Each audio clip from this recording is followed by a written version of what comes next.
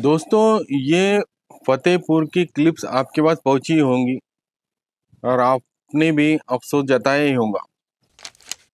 ये फतेहपुर की एक बहुत ही दुर्दैवी घटना है, बहुत ही शर्मसार कर देने वाली घटना है। हालांकि ये फतेहपुर का जो मकबरा है, अब्दुल समद मकबरा, इसका बहुत बड़ा इतिहास है, लेकिन इसका इतिहास आज तक किसी को नहीं पता।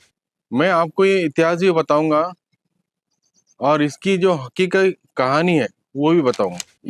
इस मकबरे से औरंगजेब आलमगीर की सल्तनत की शुरुआत हुई थी और किस तरह हुई थी, इस वीडियो में आपको सारी बात बताऊं। आइए देखते हैं औरंगजेब आलमगीर की सल्तनत की किस तरह से शुरुआत हुई थी। मेरे पीछे मौजूद है फतेहपुर का एक मशहूर मकबरा। मगर क्या आप जानते हैं मकबरा किसका है? इतिहास कहता है कि यह मकबरा नवाब अब्दुल समद का है, मगर यहाँ की दीवारें कुछ और दास्तां बयां करती है। तो चलिए जानते हैं इस मकबरे की सच्चाई। ये मकबरे का ताल्लुक है हिंदुस्तान की सरजमी की सबसे बड़ी जंग और अहम जंग का, जंगे अजवा, जहाँ से आलमगीर औरंगजेब की सल्तनत की शुरुआत हुई।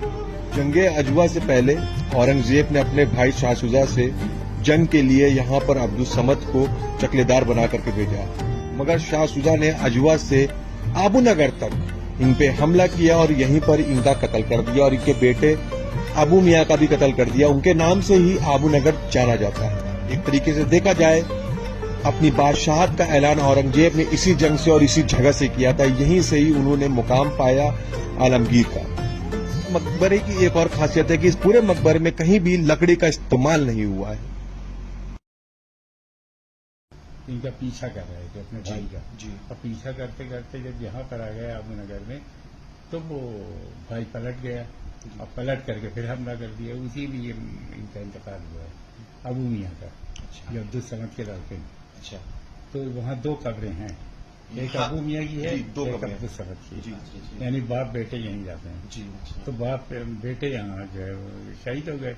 जब बेटे शहीद हो गए तो बेटे का नाम था अबू मियाँ, तो इसी नाम से आबू नगर। ऐसी धरोहर देखने हम आगरा, जयपुर, अजमेर जाया करते हैं, मगर ऐसी धरोहर हमारे शहर में खुद मौजूद है, मगर हमें उनकी कदर नहीं है। हमें उम्मीद है आप यहाँ पर आएंगे और लोगों से दरख्वास्त करेंगे।